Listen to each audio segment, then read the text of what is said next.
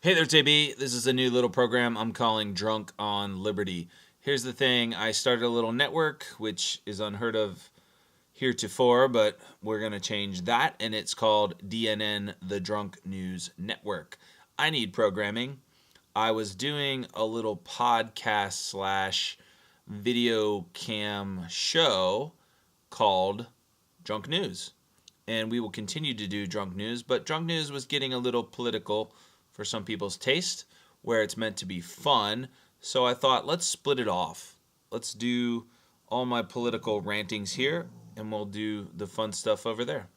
So here we are. This is Drunk on Liberty, and I'll be the host. I am wearing a hat that I love. It's very American because this show is just all about being American as shit and not in the way you think, probably in a way that you might even think is un-American. But, being un-American can actually be the most American thing you can do. I'll explain that later. Wearing a hat from Merlarkey, who is an excellent distillery in Bristow, Virginia. I'm from a car's drive, not a stone's throw. Not far away from there, born and raised, and proud of what they're doing. They make amazing liquors. They're not an official sponsor. They're an unofficial sponsor. Official sponsor is Intox Detox, as always. And, Intox Detox is an all-natural hangover remedy product. Because I'm drunk on Liberty, I'm having some red wine out of a blue glass that says OBX, Outer Banks, North Carolina, American as fuck. And the wine that I'm drinking, just to give another unofficial shout out, is to Carson Ridge Cabernet Sauvignon. Cabernet Sauvignon. Je parle français un peu. A little more than un peu, but a lot of that I forgot. I was thinking about how business owners aren't supposed to have opinions anymore. So here we are. We're in right into Drunk on Liberty. And in Drunk News, we don't wear pants. Drunk on Liberty, we put on our big boy pants and we talk about the real stuff. So why can't business owners have opinions anymore? Why in America is it that you have to be PC? You have to say the right things. You have to think a certain way. And if you don't, then you have to apologize for how you feel or what you say. No. Hate crime is assault. Hate thought? I hope I never see the day when hate thought is a thing that you can get arrested for. You can think whatever you want in America. There are terrible, awful people in the world. They can think, they can say whatever they want. That's America. Welcome to it. If you want your freedom, you've got to give them theirs. But when you cross the line, when you assault someone, it's a whole different thing. If you take away their right to think and speak, then you lose yours too. And that is the end of America. As a business owner, we're always like, "Oh, I don't want to reveal my politics. I don't want to, I'm a political atheist right now because both sides are freaking crazy." And, but even that opinion would be unpopular. But I'm going to alienate half of my potential customers because nobody has respect for other people's thoughts anymore.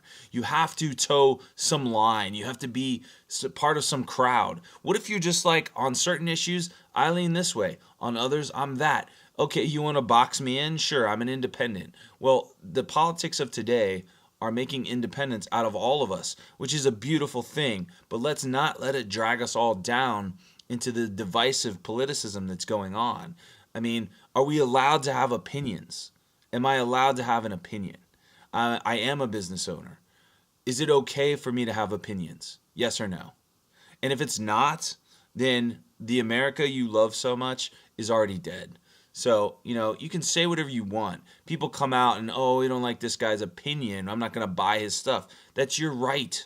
That's your right as much as it is my right or anyone else's right to speak their opinion. But I think the more American thing to do is to consider the fact that sometimes saying something un-American, saying something unpopular is exactly why we are America. We need to consider all points of view.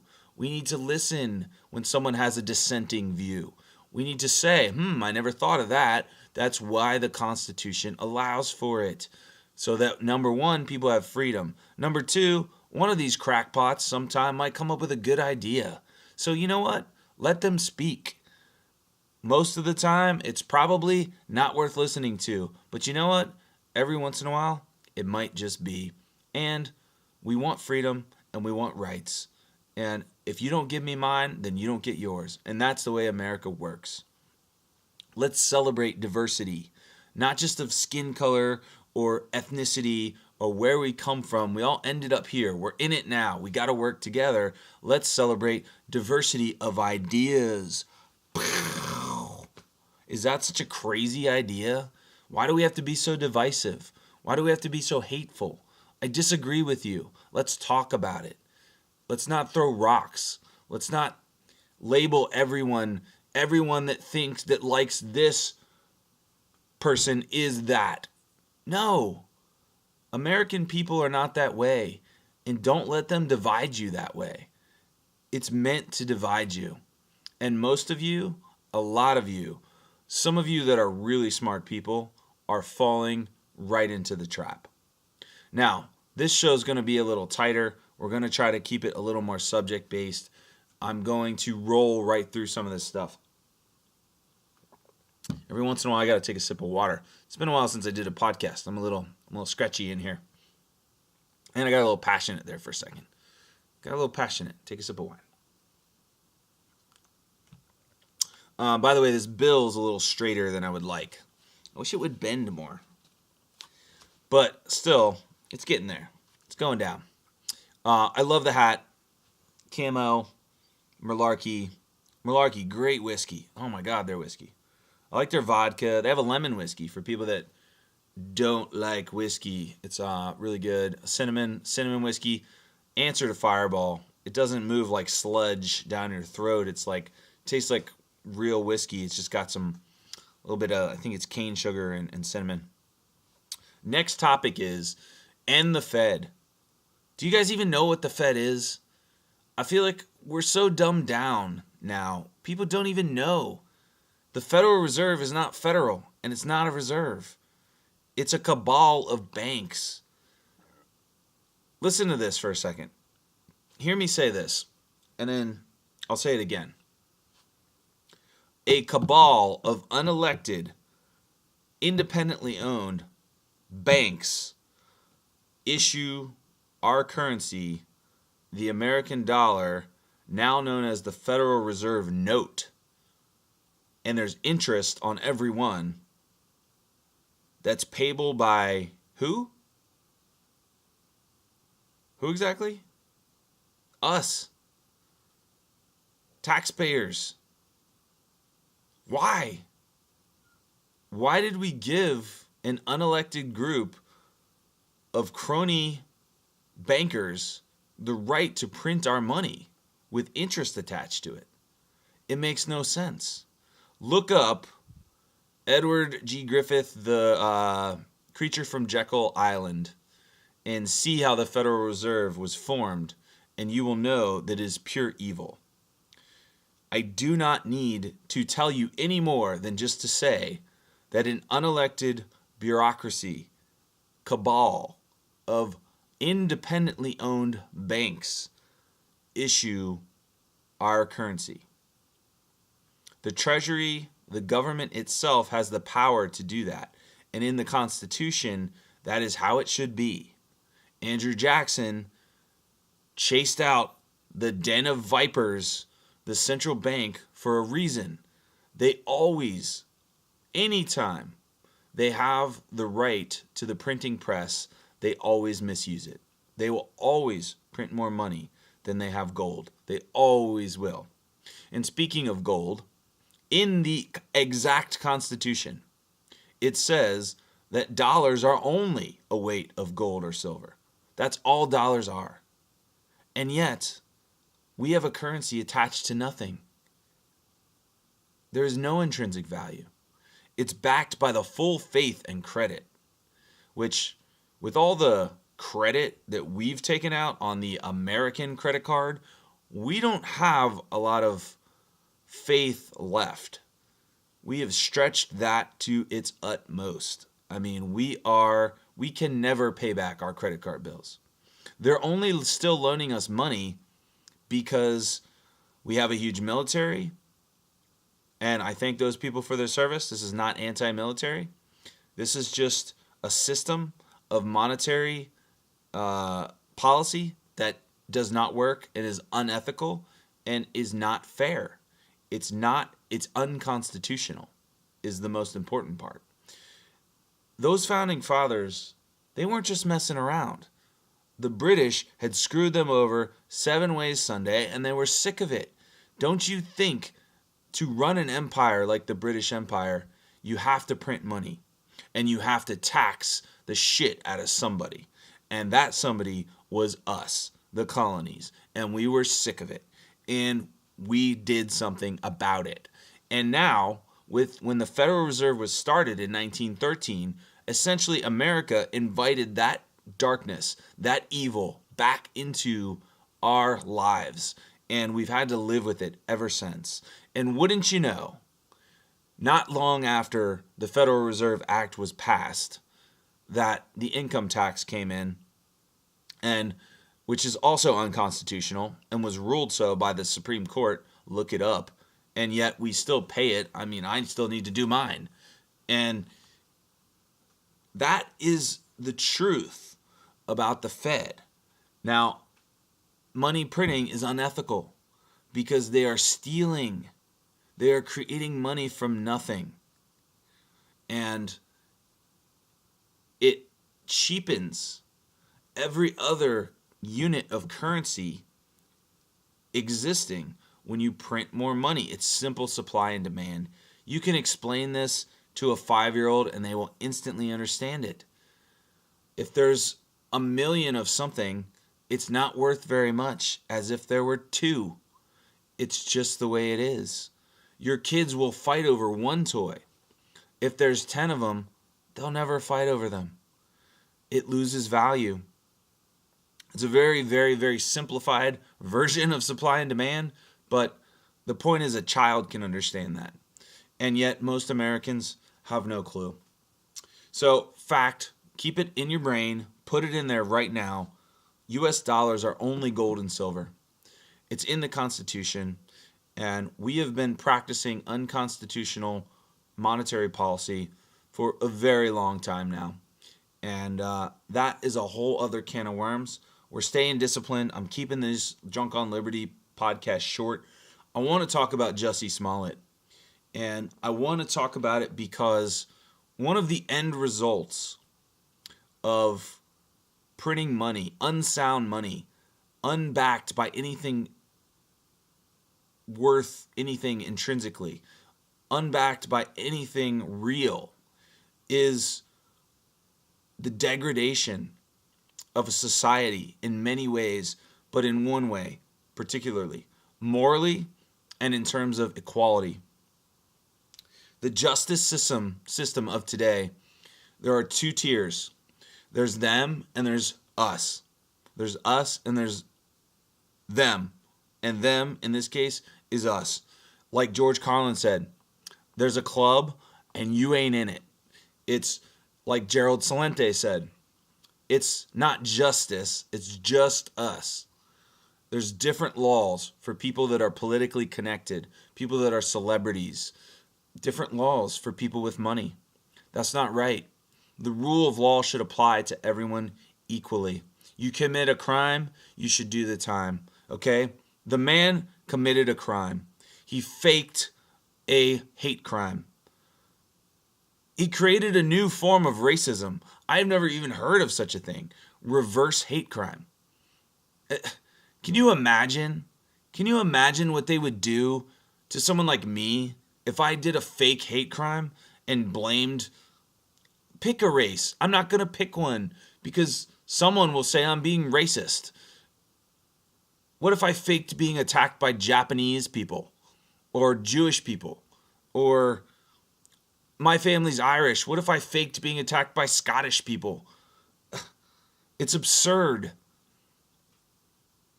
The man should go to prison.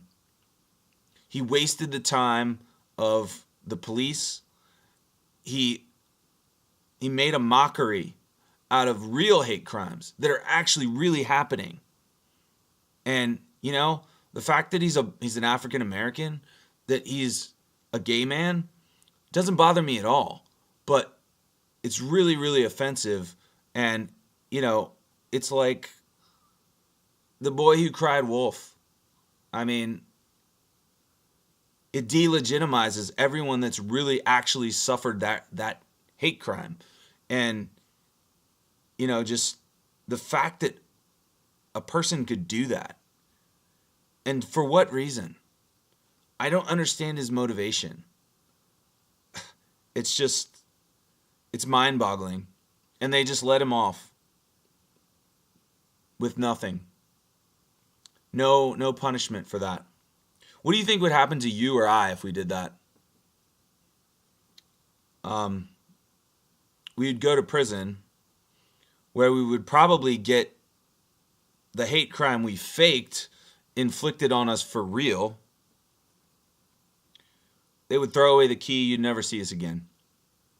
But hey, if you're friends with Obama, if you've been on a hit network TV show, which I think sucks, by the way, so there's that. That's just my opinion.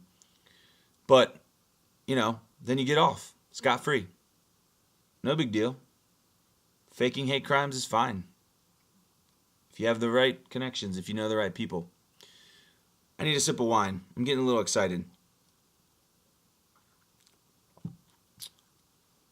Look, if you love America and you're drunk on liberty like I am, rule of law has to be equal across the board. Otherwise, the little peons like me that don't mean shit, we're going to get really upset and we're going to do some French Revolution shit and really start chopping heads off. You don't want that because the truth is the government works for us. We don't work for you. The truth is you think we're fleas on your back, you're fleas on our back. And if we get too itchy, we could cast you out in a second. It would be easy. So I suggest that you take a hint from history and not poke that bear. Okay? We need to return the rule of law to America. Justice needs to be free and equal for all people. You deserve to be protected from being harm done to your life, liberty, pursuit of happiness, all that stuff. And just don't fake hate crimes, okay? That just really gets under my skin. Let's talk about Venezuela and what's going on there. And, come on. You can't talk about Venezuela without talking about the proud gaggle of democratic socialists that we have within our own government now. They seem to have never studied history. They seem to not understand anything about economics. After all that, it's like Green New Deal? Really? It sounds like a disaster. The whole thing is a disaster. Number one, they're all hypocrites. Number two, have they ever seen a history book? At all. No, but we didn't do it the right way yet. We didn't steal all the rights of the people, put it in the will of a few selected government few, and let them choose the fate of every single human because they have the ability to do that. Oh, wait, that sounds familiar. Sounds a lot like the Fed running our monetary policy and economy. Like these geniuses in ivory towers know more about our economy and our money than billions of interactions among hundreds of millions of people. That's how smart they think they are. Well, in socialism, it's even better because they think they know how much meat you should buy, how much gas you should buy, what the price of anything should be. They just want to set all those prices. and it's all going to be happy and kumbaya. Bullshit. It's never been, it never will. And it's not about doing it better this time. It's not about getting it right this time.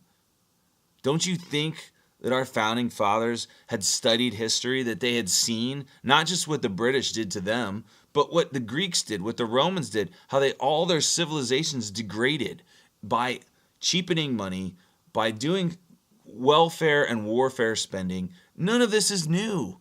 The only thing new is that there's a bigger price tag. We have more debt than any empire in the history of this world that we know of has ever had. That's the only thing new. It's just the nominal amount of debt. All of these tactics have already been done. By the way, how's Peter Schiffhauser, the bartender, how's Ocasio-Cortez going to pay for a Green New Deal? MMT, Modern Monetary Theory. That's just another fancy way of saying printing money. You might as well be shitting it out of your ass.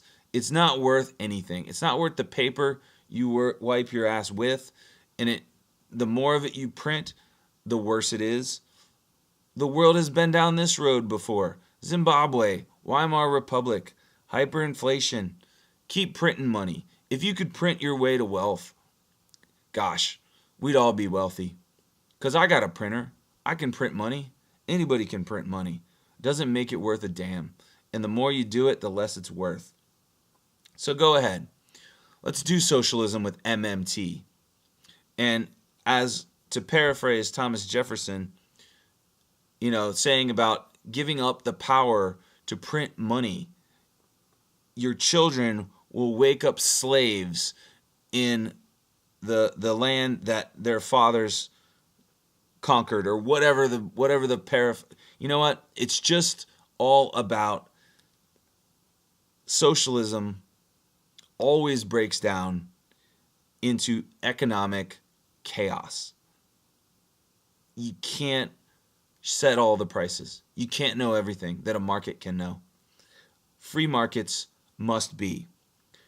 Back to Venezuela. Why are we there? Why are we there? You can see the influence of the American empire fading, because it used to be 60s, 70s, 80s, even 90s. America rolls in. We're the world's policemen. Oh, by the way, like many policemen, we can break all our own rules, but if you do it, hey, watch out. We got a big military, brother. Well, used to be that we could just, roll over any dictator that we wanted. Any coup we wanted, we could do. You know what? In Venezuela, Russia and China are like, nah, man, not this one. Because they owe us money, and we're going to have that oil. We're going to get something back.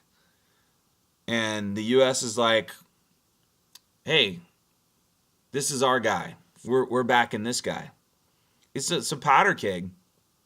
It's a proxy. Right now, it's a proxy diplomatic debacle. But isn't that how all world wars start? I'm not saying that that's what's going to happen. But why are we doing that? Why are we playing that game? And all parties involved, is anyone really trying to help the Venezuelans? I doubt it. They all have their skin in the game. They're just looking to get something out of it. Why can't, if you really want to help them, I don't know how you would do it, because it seems like anytime you send things, food, goods, to a place like that, again, the socialists, the people in power, they seize it all up. It never gets to the people. And it's a shame.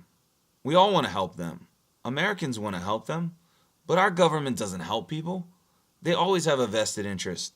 They always are looking to take something. It's always an exchange. They say they do humanitarian efforts. I don't believe it for a second. We want them to do that. Anywhere you go in the world, people don't hate Americans. They don't like our government. We don't like our government. And yet, we're supposed to be a government for and by the people. I mean, how far off of the Constitution are we there? Look, I got to end this. This is my inaugural episode of Drunk on Liberty. It's a little rambling. I'm trying to find it, what this is, what this voice is. I want to get some guests. I want to keep talking. I want to start conversations, adult conversations. Not like, oh, you like Trump, you're a racist. By the way, I don't love the man. I don't think there was any good candidate in that last election.